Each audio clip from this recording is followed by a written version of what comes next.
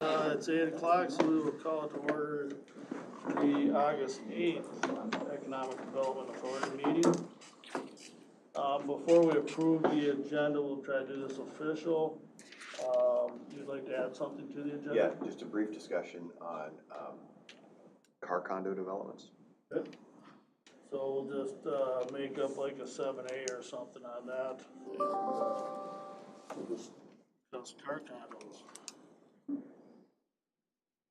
With that addition, I'd be looking for an approval of today's agenda. I'll make a motion we approve. I'll second. All in favor? Aye. All right, approval of the June 20th County EDA meeting minutes. I'll make a motion to approve those minutes. Motion made, second. I'll second. All in favor? Aye. All right,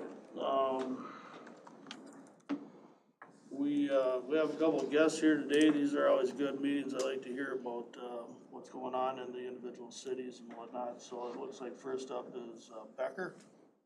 Yes, right here. Good morning, everyone. Yeah, so just a few updates here. See if I know how to work the clicker. So we're gonna go through some of our industrial park and development updates, our Just Transition Fund grant and our project that we've collaborated with Sherburne County, our child care initiative, and then our most recent City Hall remodel, and then our Becker EDA efforts. So this is some of the development projects that we have going on recently.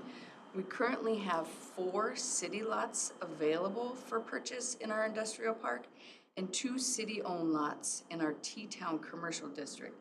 And our T-Town is kind of like our historic town district, so it's a little bit more restrictive, so we do have a little bit harder time finding businesses to go into that district specifically. So previously we did have 5 industrial lots available, so now we have 4 because we did sell one to One Layer Technologies, and they did do a groundbreaking ceremony in July. The company plans to complete construction by January of 2025. And if you're not familiar with One Layer Technologies, they are a fiber optic company that has worked in the region and in Wisconsin. And then Country Lumber. So the pictures on your left here, that's their old building and the building that's for sale, and then their new building out in Industrial Park. So they have moved to their new site most recently, Industrial Park, and their previous location is currently for sale. So if you know of anybody interested, let me know, please. And then we have Avalon Estates, our new apartment buildings going up near the community center. They're coming along and their anticipated finish date is mid-fall of 2024. So they're really vamping up. I know they said that they're having a hard time getting some water meters in. So there's some that's holding them up a little bit there. I don't know exactly how many units. I know 54. There you go, thank you. And then, as you know, Quick Trip, their permit was issued in February of 2024 and construction began in spring of 2024. And they just did a soft opening of on July 25th with their grand opening on August 1st. It was one of the fastest moving projects we've seen in a long time. They're a well-oiled machine. And they have run many specials the past few weeks from dollar burgers to dollar pizzas to free coffee and soda. And it has been crazy busy there for the last 2 weeks. There's not a moment where there isn't about 5 to 10 cars there at a time. And can you speak to, I know Quick Trip owned the land for a while, but there was some kind of a non-compete, something or another clause on it for one of the other businesses in the area? That I'm not familiar with. There's a deed restriction. Yeah. There you go, thank you. There's a 20-year deed restriction on the parcel of land. Yeah. Because originally Casey's was gonna buy it. Right. They couldn't buy it, then Quick Trip bought it, that deed restriction. And the deed restriction was you couldn't sell meat on a bun. Good what? Sell meat on a bun.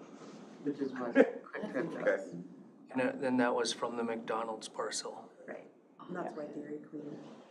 Same thing. So once that dropped off, you can see what started happening. Yep. Thank you. Yes, thank you. And then our Just Transition Fund grant that we've collaborated with Sherburne County with. So I'll just do a quick background. We received a $150,000 grant to assist with our decommissioning of Excel's coal-fired plant. This was in collaboration with the county.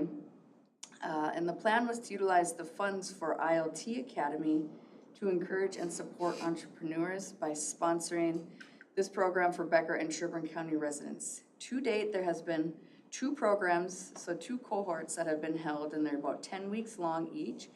And we've had a total of 8 participants between Sherburne County residents and Becker residents. And I believe most of them, I think 6 of them were Sherburne County and 2 were Becker. So if you know of any entrepreneurs or current business owners in the Sherburne County area that may be interested, please have them reach out to me. I do have these flyers from ILT that you guys can take with you. And so essentially the $150,000 grant was gonna be our seed money to work towards our end goal of a business incubator. So with the JTF grant, we also received technical assistance to pay for a market analysis and feasibility study for this business incubator.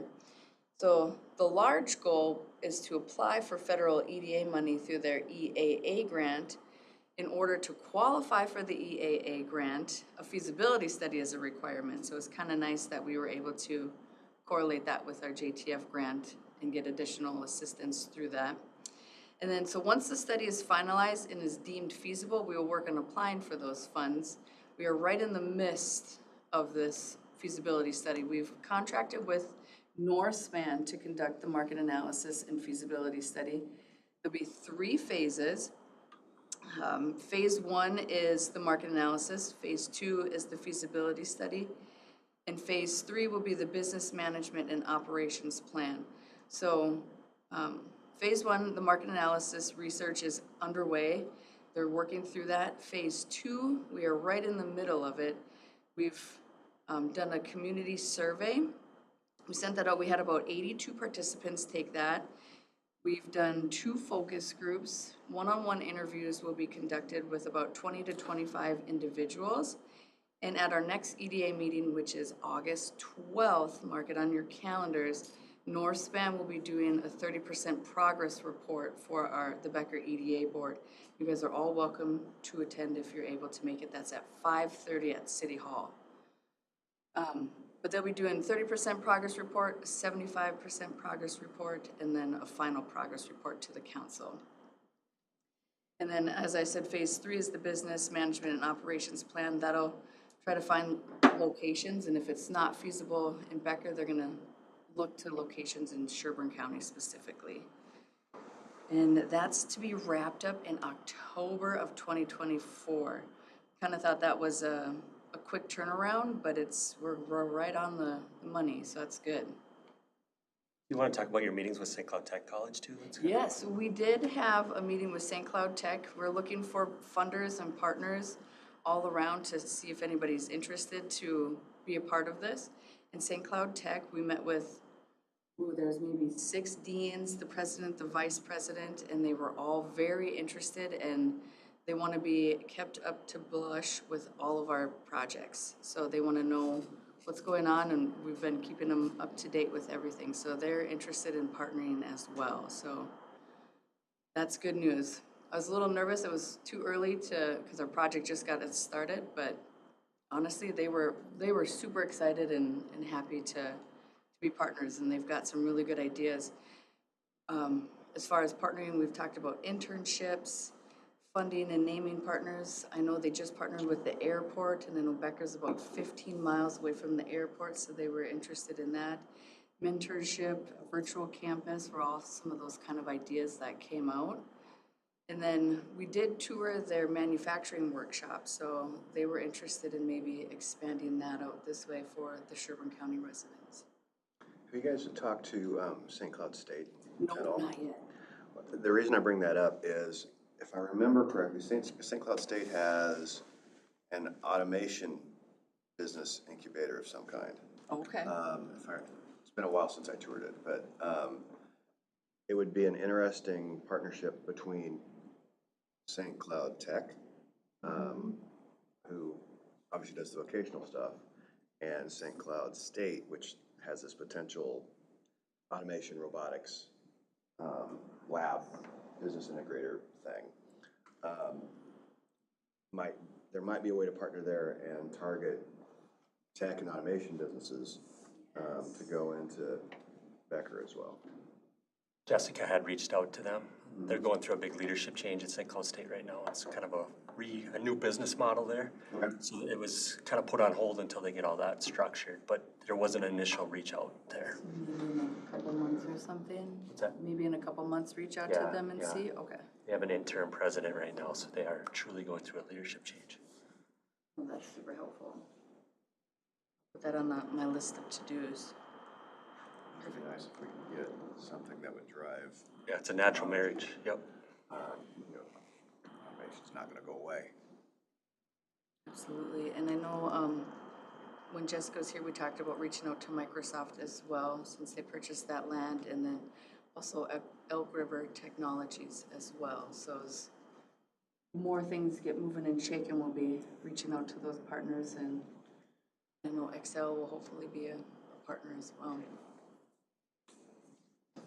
Perfect. And then, I know you guys are also going through a child care initiative. So we, as the city of Becker, is just over about 6 months into our initiative. We've held a daycare provider appreciation event, which was, I think almost all of the providers attended. It was about 16 providers that were there, and I think we've got 21 providers in Becker. And then we held a community event to just gather the feedback from the community and give them an opportunity to tell us what their thoughts are. And our core team has determined 4 goals that are the most important to Becker. So those goals are, by the end of February, we want to build awareness of how childcare affects workforce and community development by educating our business leaders, employers, and the community. So that's goal number 1. Goal 2 is in 8 months, we will identify 6 sites and determine feasibility of space to expand childcare slots. That one has been a little bit difficult. We're right in the midst of that. It's, between the zoning and figuring out who owns what lots and if they're willing to sell and if there's any leasing spaces. So that's been a hard challenge for us, but we're working through it. Goal number 3 is provider event.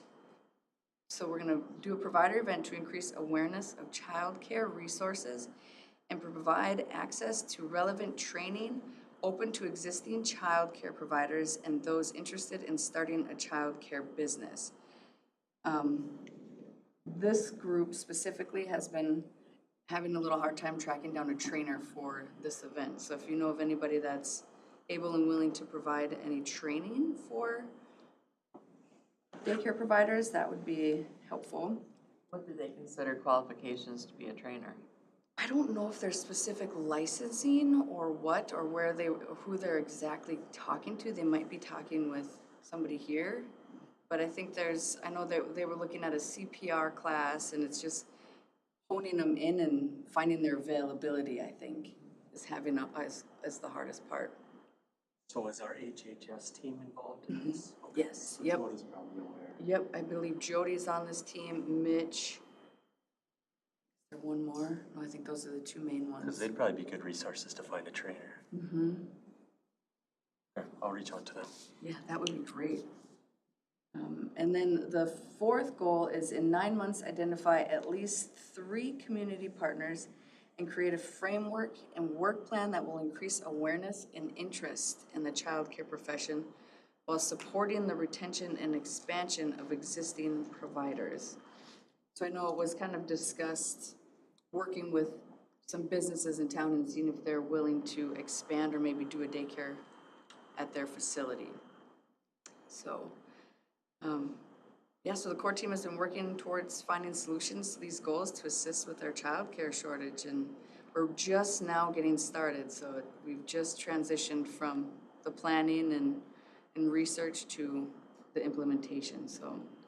Did the core team think that it would be a good idea to keep their finger on the pulse of what the potential changes are for, to be able to get a voice in there? Yes. Yes, and I know our EDA board has been talking about that and discussing that as well, and seeing what we can do on a local end in regards to those lovely changes of, is it from like 20-some pages to 90-some pages? Requirements, yeah. So we're kind of in the midst of that, figuring out, I think I might be wrong, but I believe it's in draft state, right? So we still have some. It's in draft. I think that comment period is ending what, in August, or did it end in July? I'm not sure the ending date. I know we had an event here too, led by the Initiative Foundation, that was specifically dealing with the licensing, so. It's my understanding, when the draft period ends, it's gonna go back for reconsideration, and then they're gonna roll out possibly some changes based on the feedback. Okay. But they are moving to hopefully have it in front of the legislature at the next session, so that needs to keep on top of the thought process. Get the feedback date, when we can provide feedback on it. Thank you. And one other project we just are getting started is our City Hall remodel. So we've just started construction there, just started demoing as of yesterday or the day before, I believe. And we have an anticipated finalization date of February 2025. So some of the things we are doing will be increasing office space for employees. Currently, we've got some employees in break rooms and in closets. So we're trying to increase some space and plan for the future. We're going to add conference room space, entry security, and training space for our police officers. Andy, I could be wrong. When was the last time it was remodeled? Is it in the 90s, I feel like? Yeah, I'm not sure. I would have thought that was when it was built. It could be. I know it's been moved around and reorganized to fit it and makeshift it what we have today, so. How large is the campus? You know, that I'm not sure. I'm not sure on that, on the size, but it's definitely, we're gonna make it so, and the food shelf will still be in there. I know they're relocated right now to Becker Furniture World, but they'll be moving back into the space once we get the remodel all finalized. Are you guys working somewhere else right now? Not yet, no. So the police department has moved, and we've made a temporary wall in between the old council chambers just for security purposes. But then once they're done with the police department area, then the police will move back. Then they're kind of working their way. So like in the picture, the police department's to the right, and then city hall staff is to the left. But yeah, so they're working on the city or the police department side, going that way. But yeah, it's been quite interesting. Thankfully, yesterday they were doing some jackhammering and stuff. We couldn't hear it on our side, but those poor planning and the building official, I think their heads hurt a little bit at the end of the day. It was really loud. And then lastly, some of the efforts that we are working through our Becker EDA. We're currently working through updating our business subsidy policy, and that includes updating our tax abatement and TIF policy as well. So kind of comparing and contrasting, I know what the county just updated your tax abatement. So we've got that, and we're kind of cross-referencing what you guys have done, what other cities in the area have done. So we're just taking little bits and pieces at a time and kind of going through those and making sure it's clean and concise. We're also working through our BR&E efforts, our business retention and expansion efforts. That's just getting started. I've went through and I've tracked all of our businesses and got some emails and phone numbers, so we're just getting started with that as well. I have found that utilizing the county's executive pulse site has been very beneficial in tracking visits and running reports. So once our efforts do get underway and we start rolling into it and doing more, we're gonna use those reports for our EDA. It's really nice just to see when the last visit was and track everything and have all of the contact information in one spot. So I appreciate that, so thank you.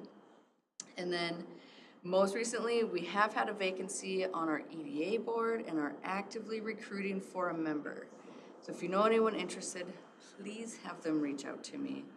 We have had one application, so I'm gonna bring that to the EDA board on Monday and see how they wanna move forward. But if anybody that lives in the city limits of Becker that you know is interested, let me know. That, you guys have any questions? Do you also, on your EDA, do you, like people that would own a business but maybe not technically live in Becker, but the business is in Becker, do you allow that? We do not, nope. So this one would be specific to, they would have to be a resident.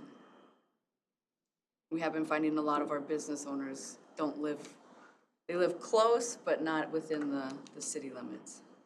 I just wanted to, Big Lake allows a business. Is If it you are a business owner, Okay. you can be on the EDA because you have a vested interest in the economic development. Is that for all seats or just maybe one specific All seat? seats. All seats. That's kind of nice. It'll help open up, I mean, especially when you're dealing with Look into other that. business people. Rand, I looked for that date, it just says summer 2024, I couldn't find an actual end date. Thank you. You wanna add anything? So that might be something to consider, you might open up a better, Currently, there's one spot for a community representative, otherwise everyone else is, the other two spots are city residents only. okay. Just a thought, thank you. Okay. Any questions?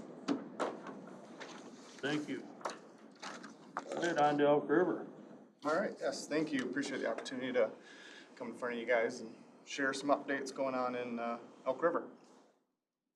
So we'll get started. This has probably been taking most of our time as of late. This is Heritage Millwork. They're a pre-hung door and other millwork manufacturing company. They have 3 existing buildings. 2 of them are in Ramsey, 1 in Elk River, and they want to consolidate into one new building for them. So they're looking at 113,000 square foot phase 1 with room for phase 2, possibly as early as 3 to 5 years from now. They're looking at purchasing 14 acres of our Nature's Edge Business Center parcel that we got in that land swap with Cargill. 7 acres will remain, you'll see on that south end of the parcel. So keep that in mind for any future users. They're looking to retain 8 Elk River jobs, locate 70 into Elk River, and then plan for an additional 7 jobs. They utilize TIF right down on the price of the land, approximately $1.375 million. Groundbreaking, it was ahead of the closing, so it was actually on that north parcel, Gators parcel, July 30th. Looking to close probably next week, so that'll be a great project for the community. Is that the one that Westgard's the president of? What's his role? He's general manager of that. Yeah. Next, 169 Redefine, we're on our 3rd and final year of this project. Since this spring, the Main Street and 169 intersection was closed. We're looking to do some shift in traffic here soon. August 30th, you'll see kind of that bypass lane closest to you. It should get shifted up on the northbound lanes, again, around August 13th. Then they'll work on that east side. You can see the curbing's already laid. They're looking to get that open here pretty soon while they work on the Carson side, again, bottom of the picture there. And hopefully be completely done by November 1. We have a kind of a subcommittee of our EDA, Together Elk River Committee. We've been working on a handful of marketing projects, just trying to assist businesses impacted by this closure. So you may have seen them on our socials, but we have kind of 169 business reels. We've done 3 of them with businesses kind of on, again, the bottom side of the picture, that Carson Street, Carson Avenue. if you're familiar where the Chipotle is, Sonic. So we stopped at all those businesses, offered kind of an opportunity for them to get in front of the camera, to say a few things, just a nice little free marketing piece. And we had 3 businesses that took that offer, and hopefully we'll get a couple more here before the end of the project. Additionally, I don't know if you remember, Brent would have mentioned our Main and Gates property, which I will hit here in a couple items, but we put a changeable copy sign there with some lighthearted rhyming kind of support messaging, and that's been well received by the community. Again, just trying to get people to go down to this Carson area, because you can't get there from 169 now, so we want to make sure those businesses are getting through this impact. Price Homes purchased the old Marcus Theater building. They're constructing their showroom. You see on the orange on the right side. That's going to be their showroom, 13,000 square feet. That center space in blue, I don't know if you can kind of see, that was where concessions, arcade, some of the other theaters. That's fairly untouched right now, but they're looking for a possible entertainment user to go in there. That one is 26,000 square feet. And then on that right side, you can see the old theaters. There'll be 2,500 to 3,500 square foot bays, again, taking place in those old theaters. They have that common hallway and an entrance, separate entrance. So an interesting redevelopment of this old theater. It sounds like he's getting some users in there now, so we'll see how that turns out. But it's an interesting change from a theater to small businesses. They'll have access from the north side, which 169 runs along the north side of this, so they'll have exterior access from all 10 of those units, as well as access from the interior common hallway. There's a rendering. This is looking at it from the parking lot, so 169 is behind it. Again, you can see the signage for Price Homes on that far right side. And that's what it'll look like until they get users in. Bradford Park Estates, this is over on the east side of town. Roughly 315 single-family homes to go in, planned on the first plat with 4 phases. There'll be 204 65-foot lots, 113 55-foot lots. The second plat you can see on that right side has 2 different phases, which could possibly be another 101 single-family homes, 61 55-foot lots, 40 45-foot lots, and 120 multifamily lots, think row home or townhomes. So big housing project. They're looking to get started here right now. West or east side of town, south of Miskey Meadows, and the new, a little bit further south than where the new fire station is too. Oh, okay. North of the Spectrum athletic facility. Yep, okay. Who's the developer? Do you know? Lennar. Next, plants and things. I'm sure you've seen this along Highway 10. They moved their plants and things facility from Ramsey to Elk River next to their furniture and things existing facility. Built a 10,000 square foot showroom and a 12,000 square foot warehouse. They got all their sheds and outdoor furniture displayed outside of their building. It's a very cool area. There are some existing outlots on their parcel for future users as well, so we'll see what ends up going in there. And then they did purchase our the naming sponsorship of the old youth athletic complex, so now it's Plants and Things Recreation Complex. So a nice business to have in our community. Very generous. And the Taste of Elk River's there tonight. There you go. Will you be there? All right, so this is that Main and Gates area that I had mentioned. Again, from 2017 to 2020, our HRA purchased and demolished 7 aging homes. We do have one holdout there, so that this not part of it right now. So again, kind of a unique parcel. But we have a plan to get a 6,000 square foot medical building there, obviously with room for future phase 2 and 3 possibly.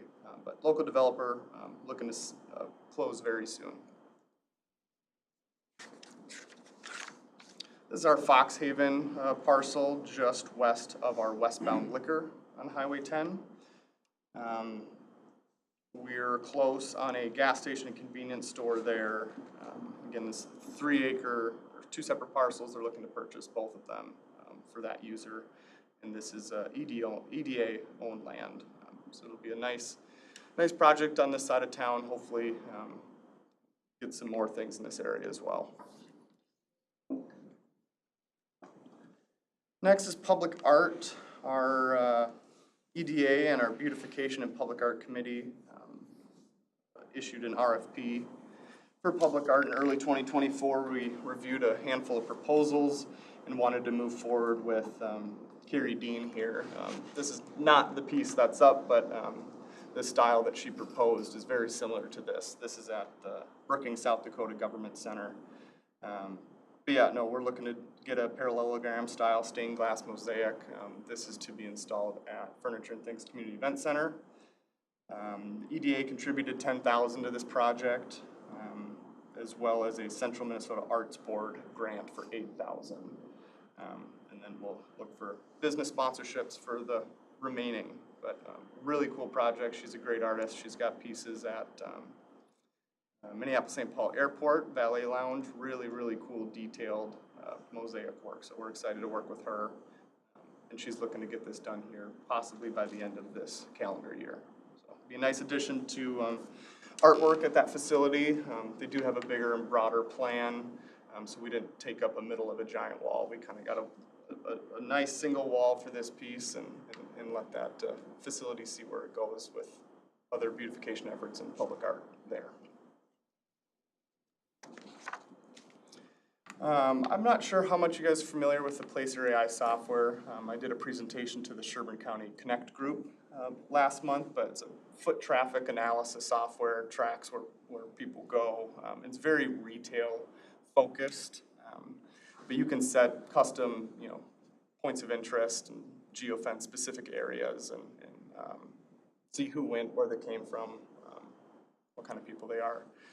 It uses location data from certain cell phone apps, and not everyone has their location services turned on, or so they do a handful of extrapolation of data, but they're confident to 95% with the numbers that they extrapolate to. So I just used the software, just kind of did a geofence on the fairgrounds and just ran some numbers for the county fair that was in July. So you can see daily visitation, Thursday, 2,600, Friday, 4,900, Saturday, 9,300, Sunday, 1,700. And it breaks down visitors and visits, so there's obviously people going there more than once. So you get that visit frequency, so 1.16 visits per visitor. Average dwell time, 151 minutes. Can you see where they go after that? Will that come up? So this is home location, but yeah, there's different reports. You can see where they were immediately before and immediately after. So we've used that with our Furniture and Things Community Event Center, hockey arena, and kind of use that information to maybe work with different sponsors for the facility, knowing where users of those facilities are going immediately after. Think B-dubs is a big one. You can get that hockey traffic after the facility. But this map is just showing the home locations of folks that went to Sherburne County Fair during those 4 days. So the top 5 zip codes: Elk River brought 6,700, Big Lake 1,400, Zimmerman 1,100, Anoka 1,000, and Becker 800. But again, just kind of gives you a high level and a heat map view of where you're drawing people to the county fair. So. Be good information to share with the fair board too. And there's a lot. I mean, this is just scratching the surface. There's a ton of reports, a lot of different things you can pull, and data goes back to 2017. So I could pull the 4 days of the past, however, 6, 7 fairs and, That'd be good for us as a county too, trying to plan the future. yeah. No, it's been a great software. I know Jessica was looking into it prior to her departure. What is the annual cost, do you remember? We're at a little over 14,000 right now annually. Does it go by population? They've I believe pitched it's to set me based on a population. number of times, from a business perspective. The only thing I took away is that I need to turn off my phone. Big brother's watching.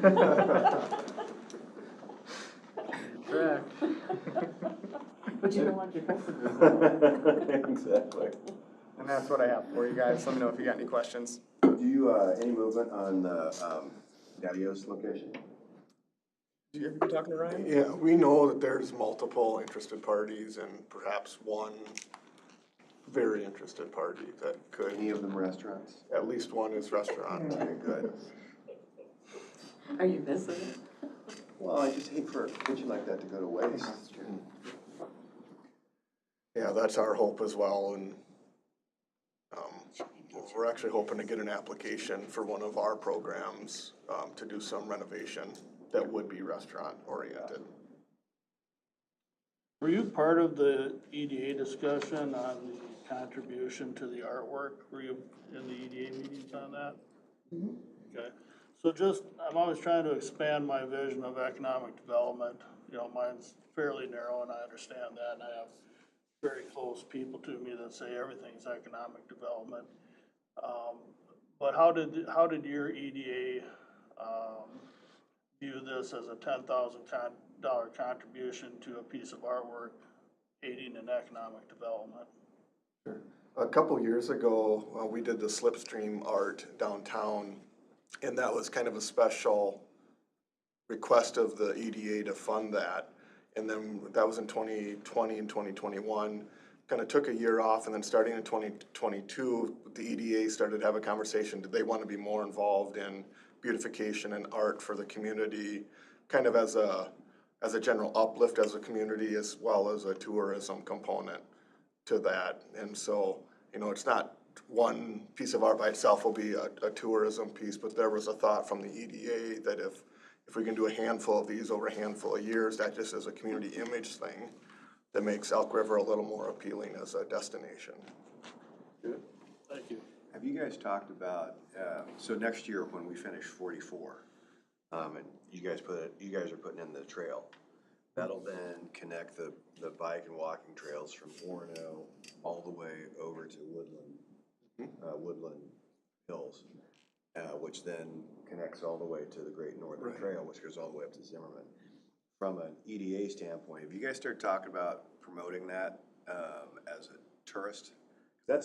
Those are miles, at that point that becomes miles and miles of trails, which hit, when there's parking for it at Orono, and then they can bike downtown and have lunch or whatever, and then hit trails.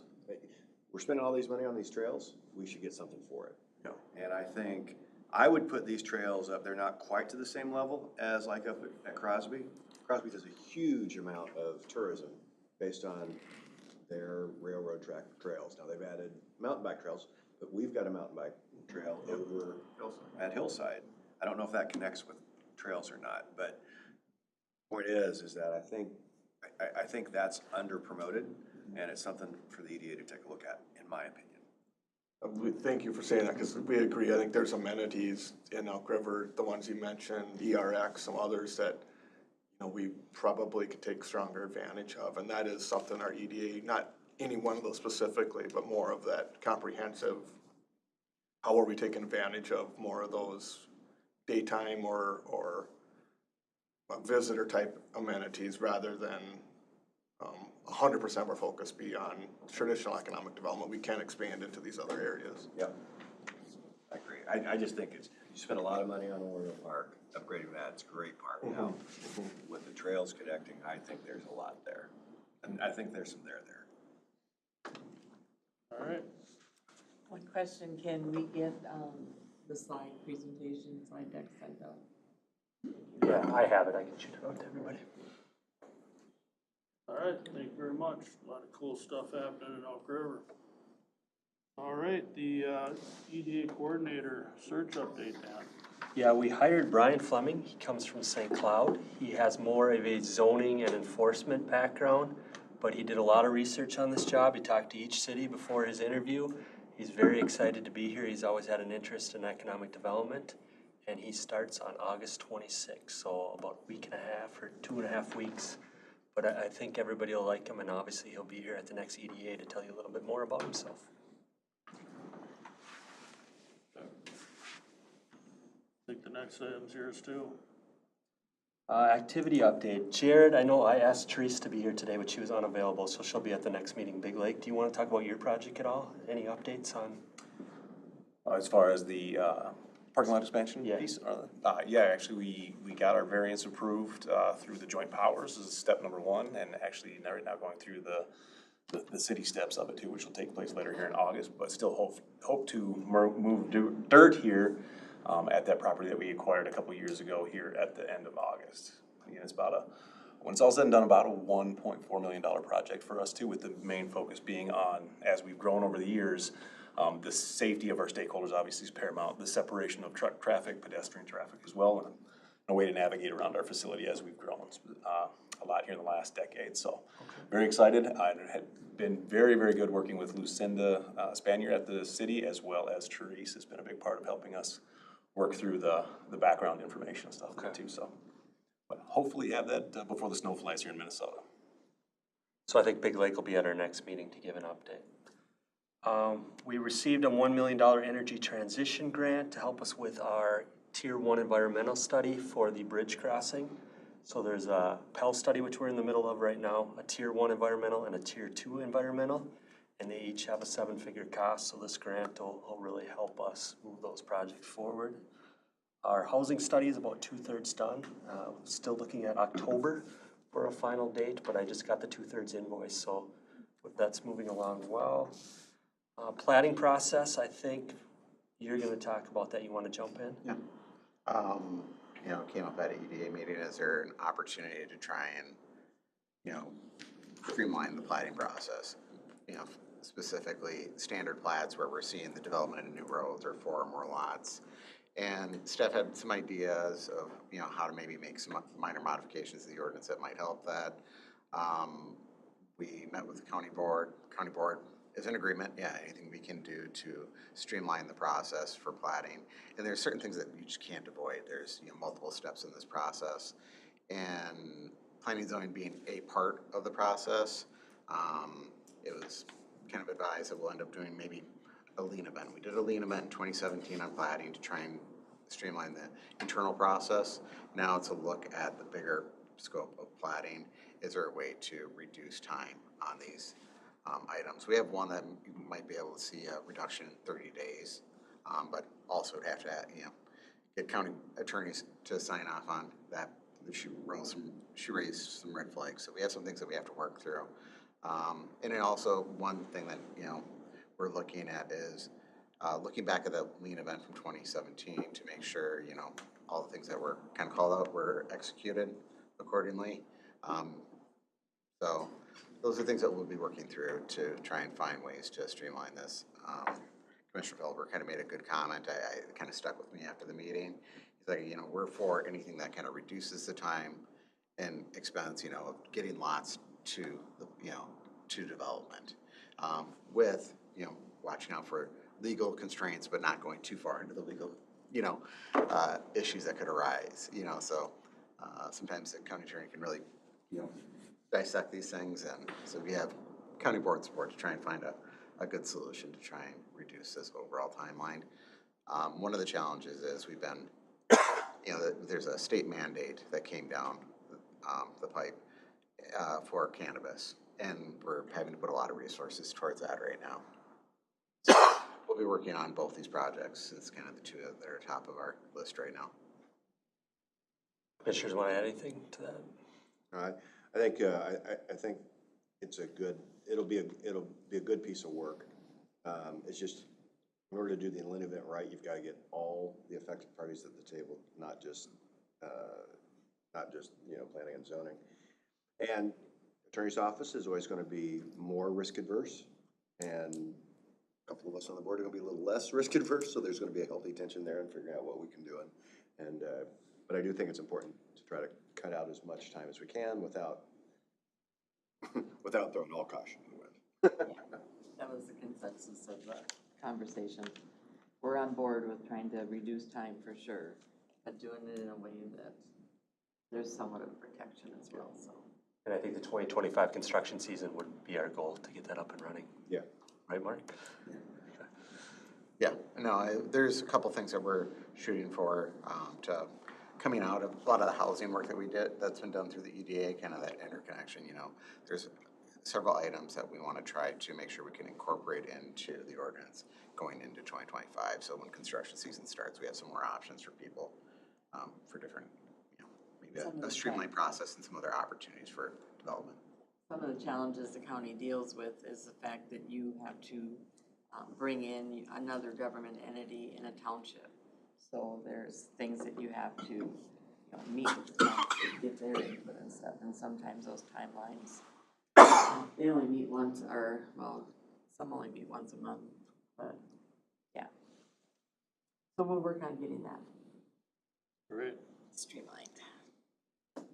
And actually, the cannabis use situation could really help with planning and zoning, laws. I can see where there's a benefit there. Go ahead, yeah. Do you want to talk car condos now? I know I. Yeah, just real Are quick. you done with the EDA update? Yeah. Okay. Yeah, just real quick, let me find the, so the reason I brought it up is I had a constituent approach me about car condos. And, what had happened was there was a development in,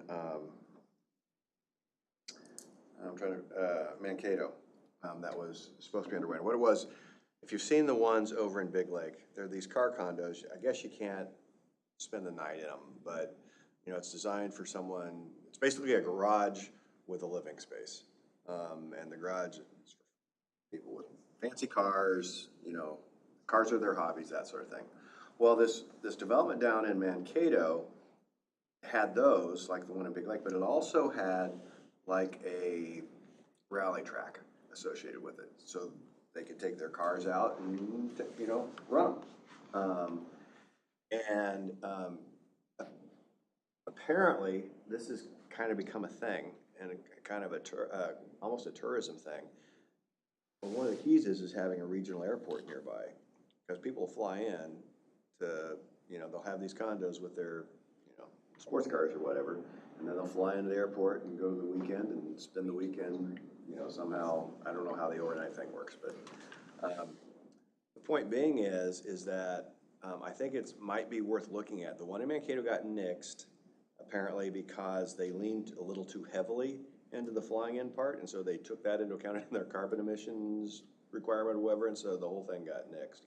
But it might be worth, you know, talking to the developer and seeing if there's, you know, seeing if there's some interest in maybe re-looking at it, you know, from a Sherburne County standpoint. I don't know if there's any there or not, but it was something I hadn't thought about or heard about, but I thought it was interesting.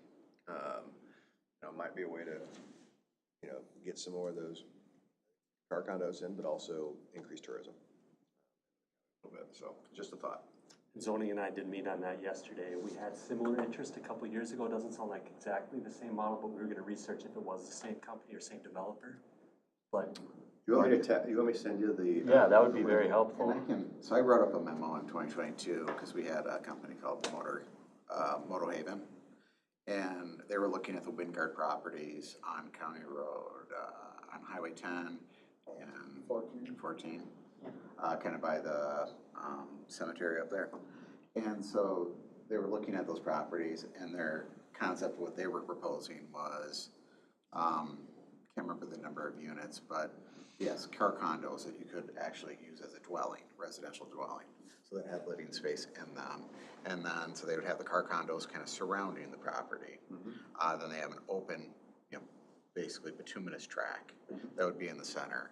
And the bituminous track would be used for kind of different associations, so, you It know. was more like street racing. Yeah, a little bit, yeah. So, then they could set up cones, it wouldn't be a structured track, it would just be a blank slate where they, automobile clubs, say it's the Ferrari Club, and they'll go out, put their little cones out there, they'll do little time runs, things like this.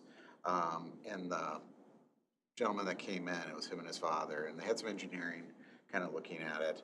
And so what we did from the planning and zoning department is said, okay, well, looking at that property, here's how, your proposal would kind of fit in there. I can share that message or the letter that I sent to them, because they did run into issues. So when you're dealing with car condos in a rural area like that, it was city services was kind of a big factor. We're kind of right on the edge. It's Big Lake property, but it's right on the edge of Elk River, right on the edge of, it's like 1.5 miles from both those cities' municipal services, which they would likely need for the water usage for kind of like a,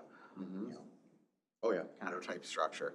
And it was interesting. I mean, it was one of those things where it seemed interesting, and I think there are spots in Sherburne County that, probably could facilitate something like this. Those buildings were not cheap either. They were, dealing with $300,000 to $700,000 units is what, they were talking about. If you got a $300,000 car, it sort of makes sense. Yeah, I guess, when you look at what they're putting in. So, and there's the one in Chanhassen. It is a really interesting concept when you start using, and with St. Cloud Regional Airport, I didn't put that together, but they really like the access to Highway 10. But as far as, land use, that would be something that, we'd have to be looking at kind of like on an urban fringe, kind of right on that edge of where you don't have a lot of housing. And so. And I know for planning and zoning and also for assessing, one of the problems that always seems to arise is, people doing businesses out of these places and stuff. And so there's a lot of things that mix in with it, but those are great ideas to explore. It was just something that was out of the box that I didn't realize was even a thing until the constituent, we sat down and started talking about it. I'm like, oh, it's worth looking at anyway. Yes, send us the information. Yeah, I'll send you the article. I'll text it to you. So, are you taking the lead on this, Dan, or is that something you're gonna put On this portion? Yeah. Yeah. Well, zoning and I will work together to see what we can find. All right, anything else? I'd be looking for a motion to adjourn. So moved. Second. All in favor? Aye. Good meeting. Thanks for your time. Thanks for the update.